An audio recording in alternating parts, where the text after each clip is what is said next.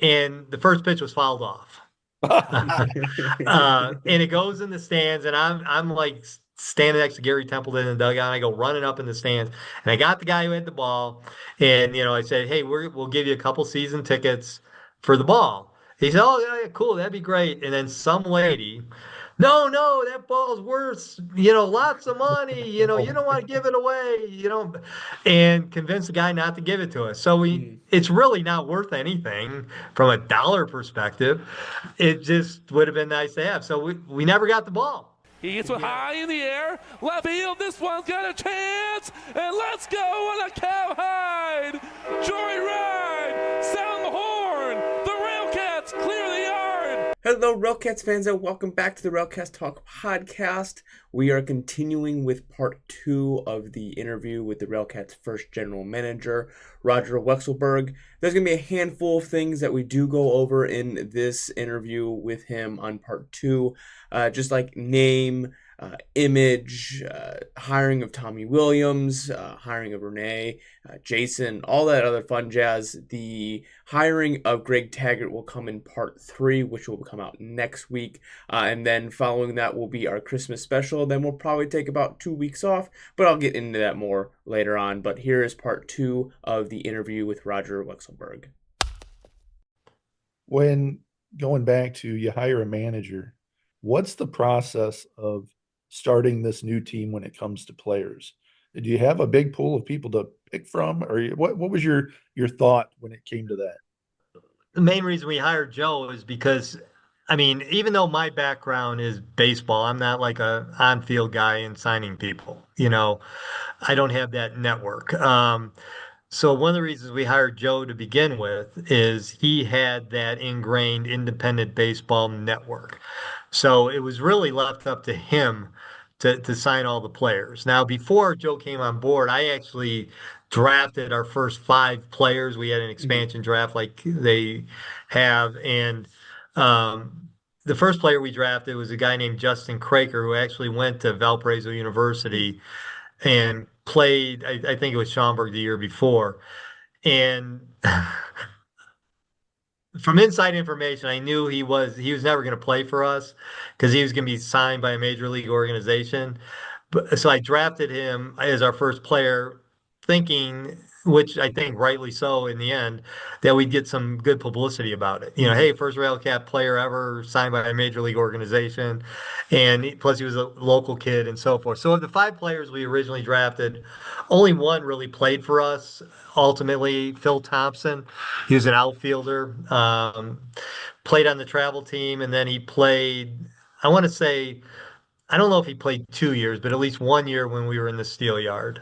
He was an outfielder, good guy, mediocre player. I mean, wasn't the best player on the team, but was serviceable. So those were the first players we drafted. And then when we hired Joe, we let him put together the roster. And then, and I'm sure now, there are people that help build rosters for independent teams. One of the guys that's one of the better ones is a guy named Nick Belmonte, who he helped Winnipeg a lot get players, and he helped Joliet get some players and so forth. And he sent some players our way as well. And then, he really put together the roster and changed it when we needed to change and so forth. So you get through the first year, you know that there's the stadium, you're bringing people in, but now you need more people, right? Who are some of the faces of the RailCats that you brought in that were going to have that fan interaction, or that, front facing, I'm going to sell this team people? As far as the office is concerned or players are concerned? Oh, office.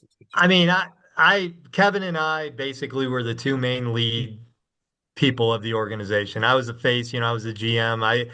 We had a target list of how many service organizations, and every other week I'd be there. I think it ended up being 50 different Elks, Kiwanis, Chambers, that you go out. And it was really, kind of a grassroots effort at the beginning because of all the reasons we talked about earlier, trying to convince people to come and try it out, and if you do, you'll like it.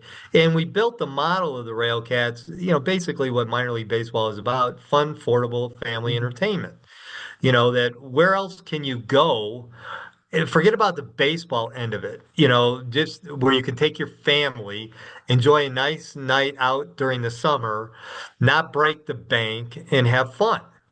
You know, um, Obviously, you guys are huge baseball fans, but the majority of the people that come to minor league baseball are there for, the entertainment aspect of it, and the affordability of it. So that's how we sold it.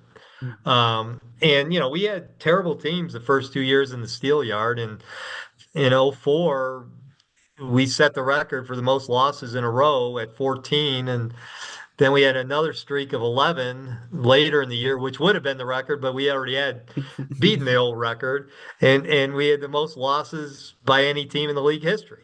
So, but people still came, Mhm. Right. and that's when you build that model where they're coming because of all the other things. And then when you do start winning, it just becomes more fun. And Right. then you come back. If you're coming 3 or 4 times during the year, but they're winning all the time, or you win a championship, it's just more fun, when they're there. Winning is fun. I'll agree with that. It is. Yeah, well, hopefully we kind of see a little bit of that. This season was the worst season in Railcats history as far as win-loss ratio. So we're hoping maybe next year, it kind of repeats itself. You win in 2025, or you win in 2005, you win in 2025, going off the worst record and best record. But that's sidetracking off of what we're I here just about. I want to say thank you for having that 14 game losing streak and the 11 game losing streak, because we would have had both losing streaks this year Yeah, and you're didn't probably have not that game. wrong. We did set the most walks in a game, which Right. Oh, that's not was something you want to do either. I will tell you though, it was painful. I mean, it was painful losing, especially at home. And the majority of those games were at home, which was really bad. So. Or the first home season.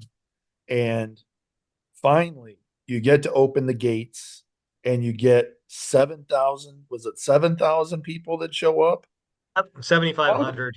how did that make you feel? Did you get a chance to just take that moment and smile and say, we did this? Yeah, I mean it was awesome. There were a lot of people had a lot of hands in it, and I can remember the night before painting one of the suites. It was literally down to the wire, getting stuff done. It was a 3 o'clock game. It was Memorial Day, and I remember this because it was my son's birthday, May 26th, in 2003. And it was like one of those beautiful sunny days in Northwest Indiana, but cool. mm, It was like 60 degrees maybe at game time. And, as the game wore on, it got a little chilly. But sold a lot of sweatshirts, which was really good. That's actually one of the things I loved about the Steel Yard early in the season, because at night, you get that mm. breeze off the lake, and people would go buy sweatshirts and blankets and stuff like that, and our merchandise sales always would go up. But it was just a beautiful day. My wife, who I mentioned earlier, worked in sports. She was actually the promotions manager for the Orlando Magic for 8 years, and I put her in charge of the festivities, at the Steel Yard, and she helped run our All Star game as well, in '05. And we had Gary kids lined up around the infield with flags, and we had a flyover, and we had a couple videos that were really cool. We had this video of Rusty. um he I still have it somewhere. He like falls asleep in a park, and somebody wakes him up. Hey, 10 minutes to opening day. And, you see him running by Wrigley Field, and you see him running by the lake, and, a couple landmarks in Gary. And ultimately, when he gets to the steel yard on the back of a truck, he comes bursting out of the dugout. And that's when Rusty actually came out of the dugout. And, the cheer was just awesome. And then Billy Coleman was our starting pitcher the opening day. And I can remember being down in the dugout because I wanted to get the first pitch. Mhm. I mean, throw it in history. I am a big history guy and a big history guy as far as the Railcats. Like when I was there, I'd make sure we get a team photo framed and put up. They used to be up in the suites, and I'd get a jersey every year of all the players and frame those, and they were in the foyer of going up to the suites and stuff like that. Anyway, so I really wanted that baseball, for a trophy in the trophy case. Um, and the first pitch was fouled off. And it goes in the stands, and I'm like standing next to Gary Templeton in the dugout. And I go running up in the stands, and I got the guy who had the ball, and I said, "Hey, we'll give you a couple season tickets for the ball." He said, "Oh yeah, yeah, cool, that'd be great." And then some lady, "No, no, that ball's worth lots of money. You don't want to give it away. And convinced the guy not to give it to us. So Mm. it's really not worth anything from a dollar perspective. It just would have been nice to have. So we never got the ball.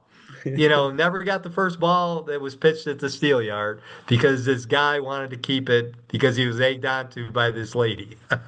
Just a little tidbit of a story there. Well, it sounds like Chuck needs to do some more eBaying and go find that ball. Ah, Or we have there my fake producer go find it. Ryan can go Yeah. find it as you well. go.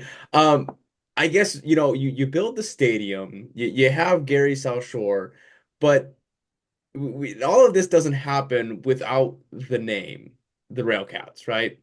So where does obviously I was reading an article, you wanted to combine Gary and the lake and all of that. How did the naming just kind of all come together? Okay, there's two components really to that, and we'll do the moniker first. We did a name the team contest with the Post Tribune, and is Post Tribune still around, by the way? Um, I think they're the NWI Times now. Yes, yeah. Okay, all right. Well, no, back then there was the Times and the Post. There were two papers, which It was was Yeah. good separate. for us. Yeah. Anyway, the Post Tribune was the paper in Gary, and they did a name the team contest, and we got several hundred people submit names, and nothing really was like a slam dunk, like, oh, it's got to be that, or it's got to be this, or whatever. And we, as the ownership group, wanted to have some moniker that was um, indigenous to the whole region, and we even talked about having the name region, the region, whatever. And somehow we came up with, I don't remember exactly because we're the South Shore. We came up with Mhm. South Shore as the moniker.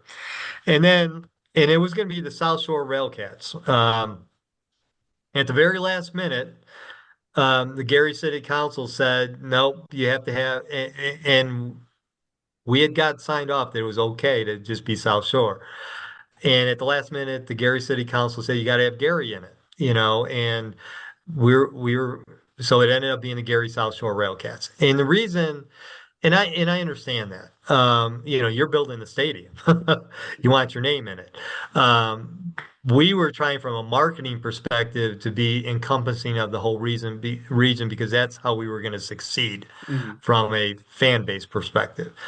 And then the Railcats, really, it was Mike Tatoyan who came up initially with it, and it really just came out, to be perfectly honest, it came out because we thought it was a cool name that would be marketable and Mhm. that we could have a fun mascot. I mean, seriously, that's what it boiled down to. It was a business decision because there was no specific name that really set the tone.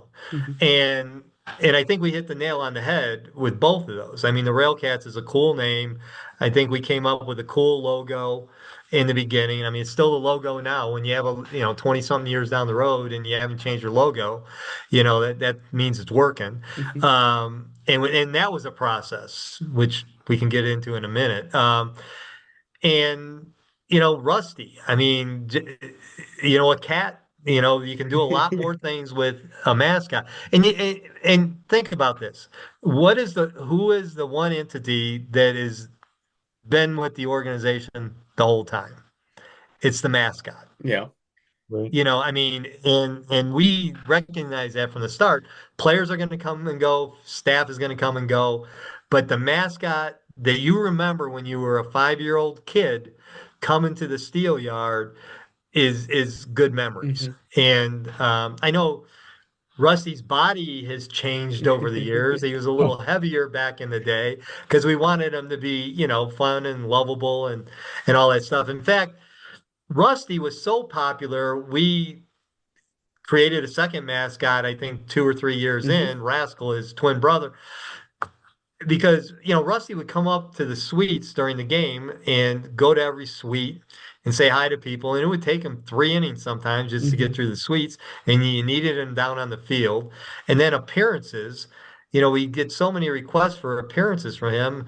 You kind of conquer and divide and conquer, with two mascots. So anyway, so that's really how the RailCats came about. I mean, what is a RailCat? I mean, look it up in a dictionary. I mean, we morphed it a little bit at the beginning that it was a cat that was on the rail system outside of Hmm. Gary, because of all the train tracks and especially outside the left field wall of the steel yard. Um, but it accomplished what we wanted it to accomplish, which was more of a business decision than anything else. I picture a rail cat as a stray cat, like a barn cat that is in one of the train, Boxcars. and just that's where he lives, right? And he chases mice all day. That's what I picture a rail cat is. Yeah. And I do think I have a cartoon somewhere that somebody drew in one of the papers back then, and that's pretty much what he looked like. So, you mentioned the logo really hasn't changed in the 20 odd years that it's been a logo. What kind of led into designing the logo and it not really necessarily changing as much? Well, we number one, the primary logo was the main thing, but we created a bunch of other logos that the G with the swoosh in it and Hmm. the RC with the swoosh, the claw, which we had a hat the first couple of years that it was a baseball with the claw. Hmm. And so when we designed it, so what we did is again, just friends and word of mouth. My dad worked with this guy at Acme Steel, and his wife's father had an ad agency, and they were one of the ones that pitched us the. Well, let me back up before I tell this story. So y'all know Jason, right? Yep. So my first interaction with Jason is when I was in that Willie Harris office, and he literally came knocking on the door and said, "Hey, I want to talk to you. I'm a designer." And he came in, he said, "I want to design your logo." And he did a couple of designs, and they were decent, and he just had this passion and stuff. We didn't ultimately use him to design the logo, but that's when I first met him. And then fast forward a couple years later, I hired him to. He would. I'm digressing in different tangents here, It's all but good. so Jason, I kind of kept in touch with him, and he was, if you guys know this or remember this, the Bulls had they called them Matadors. It was a bunch of fat, sorry, Jason, overweight guys that went out there and danced at the Bulls games. And this was like in the early 2000s. And I had a conversation with him one day, and he said, "Come on out." So it was after the first year. So Tommy was the voice up in the box, but we really didn't have an on-field person. We'd have an intern do it, and it just didn't. I wanted a better entertainment value and more excitement. So in the off season, I was talking to Jason. He said, "Come on down to a Bulls game." So I went down to the Bulls game, saw them do their thing.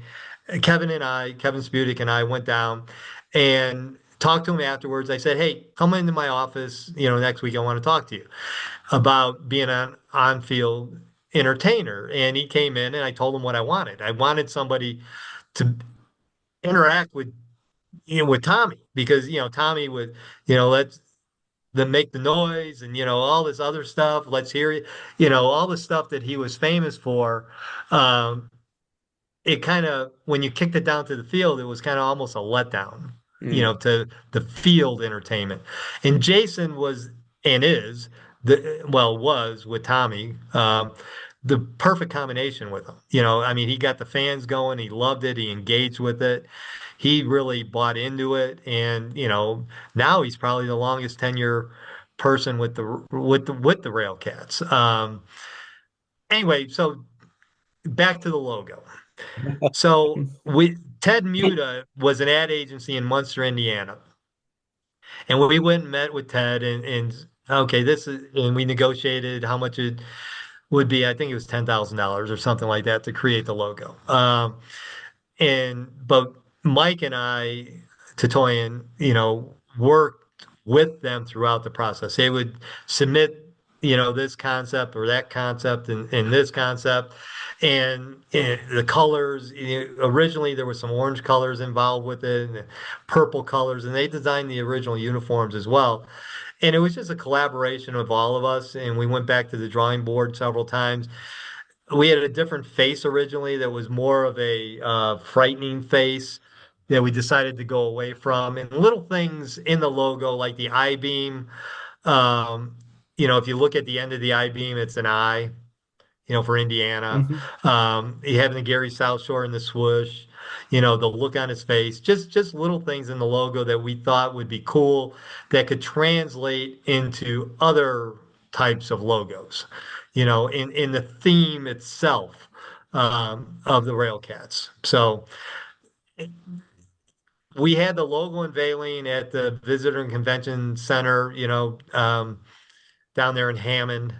It was a January night, which we got like 8 inches of snow the day before, but we still had like 300 people come, and that's pretty much what it held.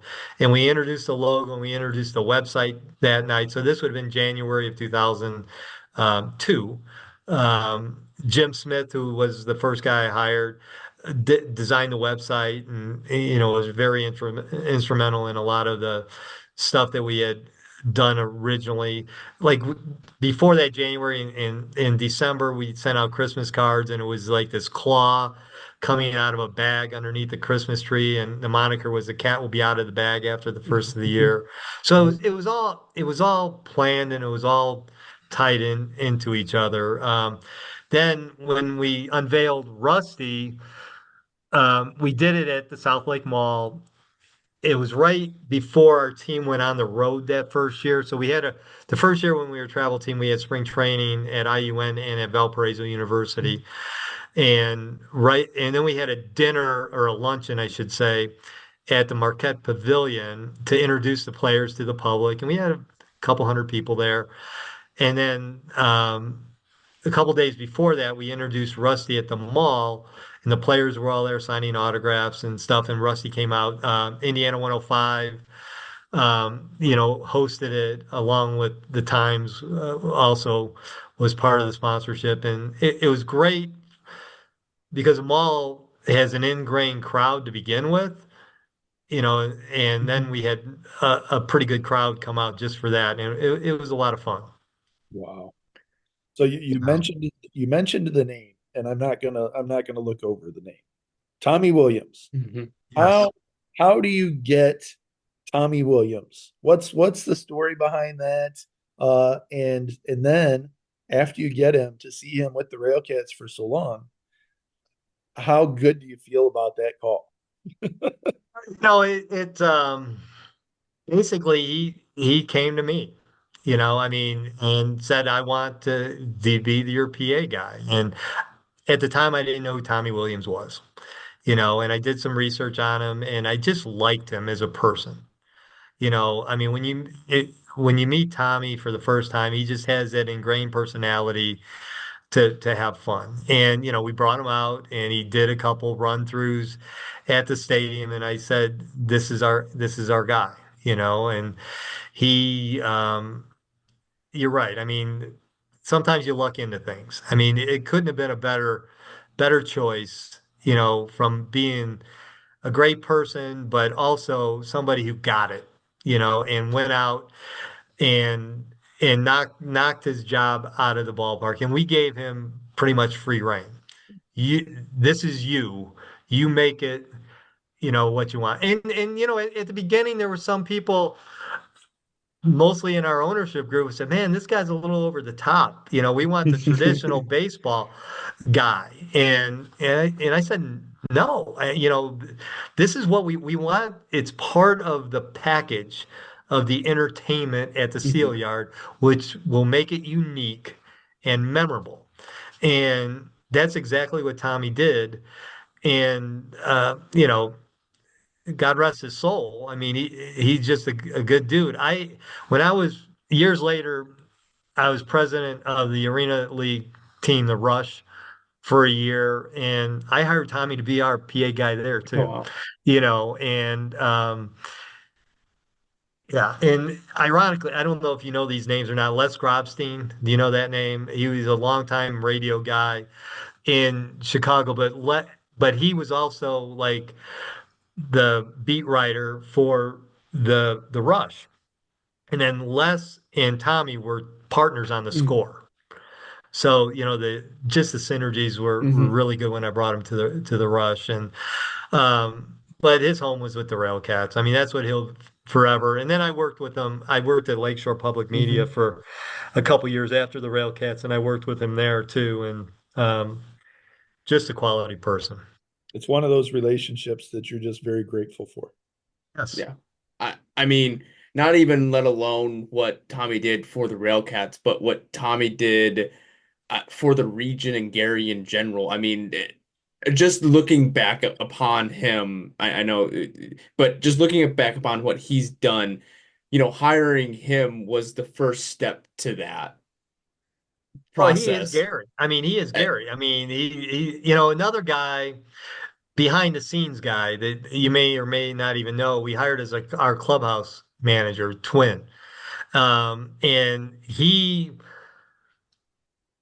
was Gary, mhm, and it just did a great job in the clubhouse and, acclimated with the players, the manager, the city, and just all the way around. I mean, he's not a face that anybody would know unless you knew him or worked with him, where Tommy is, out front and center. But those are the type of people that we hired with the Railcats, at the beginning, that Jason, just the people. Before we came on, we were talking about Renee, who's still there.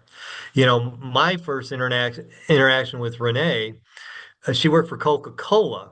And mhm. I remember, and you can talk to her about this because I'm sure she remembers it as well. She was a big advocate, wanted Coke to be in the ballpark, and I did a tour with her of the stadium when it was still being built. And like we're walking through the concession stands, and it's just, dirt and gravel and things like that.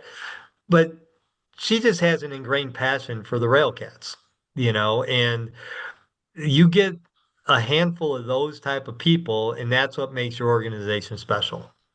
Absolutely. She's there isn't a time where you don't see her interacting with a fan and Mhm. smiling. Those are Yep. the two things that I remember most about her every year, every time I see her. She's Got a smiling. lot of energy. Yes, Yes. and I, I mean, even on social media, I mean, it's simple as anything that the Railcats post, or if a player posts something, or even the new owner Joe Ang, he purchased a team down in Mississippi as well, and that she's the first person to comment. Congratulations! Like she's always supportive of the people that are connected to the Railcats. So it's just interesting. You're the mastermind behind all of that. I mean, I wouldn't. You could say it's luck, but a lot of that comes down to the ability for you to attract them to Gary, and for them to show you why you hired them on in the first place.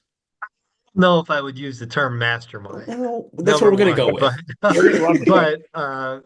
I mean, um, I think I have had the ability over the years, and believe me, not everybody I've hired has worked out, but to identify some good people over the years, and I think that's been good for me.